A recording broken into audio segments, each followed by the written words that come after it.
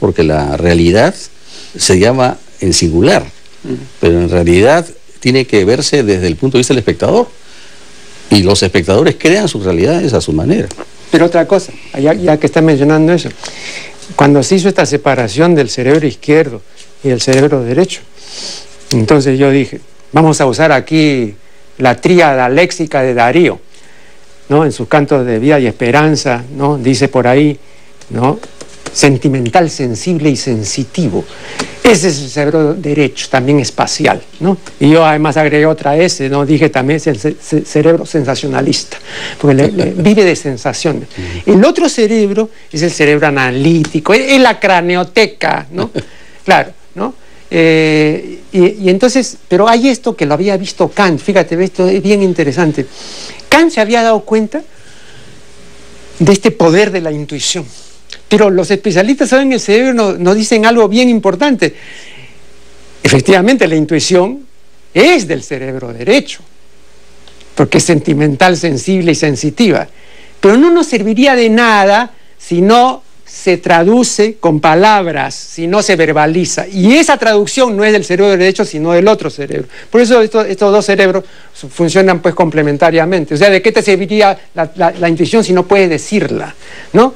Es interesante lo que dice, porque viene al cuento, dicho sea de paso el término, en mis relatos, en revelaciones, porque en mi manera de trabajar mis relatos, tengo toda la información de años, de la antropología, de la historia, etc.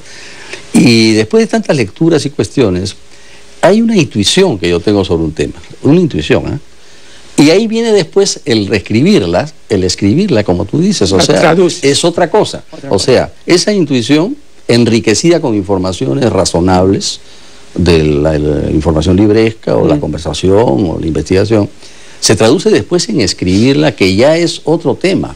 O sea, es el estilo, es el orden, la manera de decir las cosas para resultar convincente. Como dice Johann Wolfgang Goethe, lo que importa en literatura no es que sea real, sino verosímil. O sea, mira la diferencia que hace el gran Goethe entre lo real y lo verosímil. Verosímil, o sea, lo que es verdadero, similar a lo verdadero, lo verosímil. Entonces, tú lees algo, claro, estás leyéndolo en un libro, una navegación de unos piratas en un océano, tú no estás en el barco, no estás en el océano, estás en un libro. Sin embargo, cuando lo lees te empiezas a emocionar como si fuera real. Y esa capacidad que tiene el escritor, ojalá que yo la tenga para eso, por cierto, todos que quisiéramos, pueda convencer al lector de lo que estás describiendo, sea lo que fuere. Puedes estar contando la historia de los dioses. De repente nos está contando un ateo, y el ateo se emociona y le interesa. La fe, aparte de ser una de las tres virtudes teologales, es entre sus múltiples acepciones, pero subrayo esta, porque quiero fijar la consideración en ella, es el conjunto de creencias de alguien, o de un grupo, o de una multitud de personas. Ahora, el que profesa lo real maravilloso tiene que ser hombre de fe, decía Alejo Carpentier. Porque si no creyera y solo ideara, entonces no podría profesar lo real maravilloso. Creo que es así. ¿Y por qué creo que es así? Por el distingo que motivó además un ensayo luminoso de Ortega que se titula Ideas y Creencias. Y Ortega demostró que la mayor parte de nosotros vive de creencias, no vive de ideas. Además que encima Sabater también ha demostrado que las ideas no sirven para vivir, sirven para otras cosas, ¿no? Pero las ideas para vivir no sirven. Las creencias son más sólidas, ¿no? No son discutibles, no son problemáticas, no son cambiadas, etc. Tienen una serie de ventajas para el diario vivir que las ideas no tienen, ¿no? Entonces, cuando tú dices, por ejemplo, que te esmeraste en que sea una cuestión de ideas, no sé, de repente has querido decir de creencias, porque yo no veo las ideas, digamos, en un mito. Eso trabaja con creencias, ¿no? Que son más fundamentales, ¿no? Eso creo que una cosmogonía no es una idea, ¿no? Es una... Quiero decir lo que tú estás diciendo, la diferencia que es verdad. Es decir, cuando yo hablo de historia de las ideas, lo que quiero hacer es, para mayor claridad, decir que trabajo con la historia del pensamiento y de las creencias de una época, en este caso el Renacimiento, siglo XVI, XVII. y cómo se fija en los altares, en las imágenes, en la descripción de los templos, en cómo se diseña una catedral. Hay una serie de consistencias derivadas de las creencias. Pero esas creencias se manifiestan en ideas arquitectónicas. Claro. Por ejemplo, la forma en cruz latina de una catedral.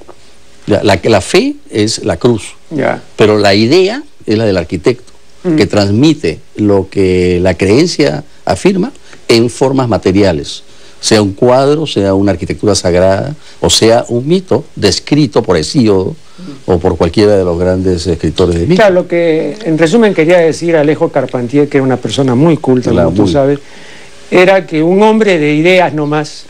Sí, sí.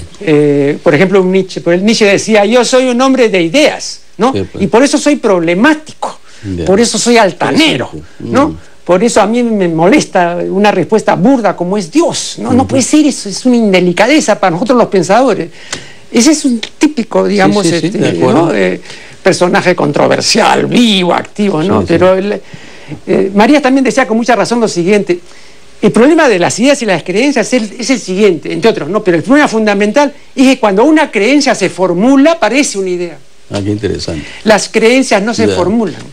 Pero tú cuando tú la formulas, entonces él ponía el ejemplo sencillísimo de creer que somos hijos de nuestros padres. A nadie se le ocurre ir y verificar y el ADN, no, creemos, ¿no? Eso es mucho más seguro que la averiguación en registros y todo, que ya es otro camino, ¿no? Claro. Vamos a hacer acá un último, una última detención y regresaremos.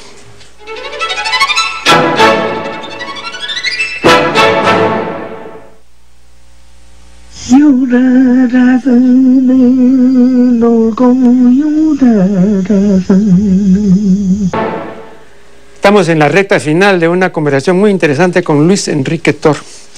Hay cosas, Luis Enrique, que merecen más de una explicación, ¿no?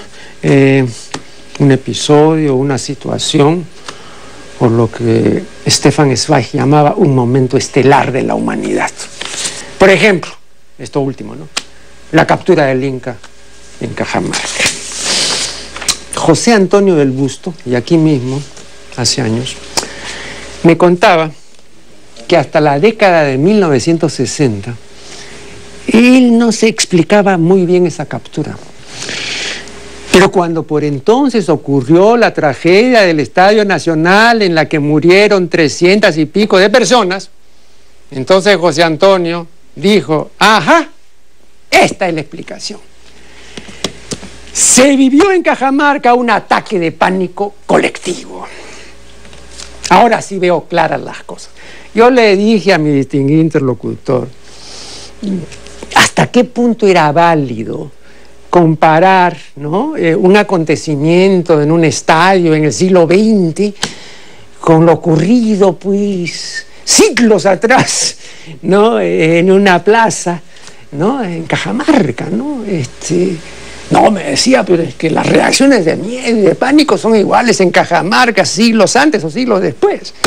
Yo le dije, pero eso tampoco. Y bueno, estuvimos ahí discutiendo. No quise yo insistir mucho, primero porque yo no soy especialista en la conquista y él sí era un notable especialista, tú lo sabes muy bien. Y bueno, y tengo muy buen recuerdo. Él recientemente, yo aquí mismo comenté sus memorias, ¿no? Y comenté una serie de cosas muy interesantes. Bueno, entonces, no me parecían ocurrencias compartibles, ¿no?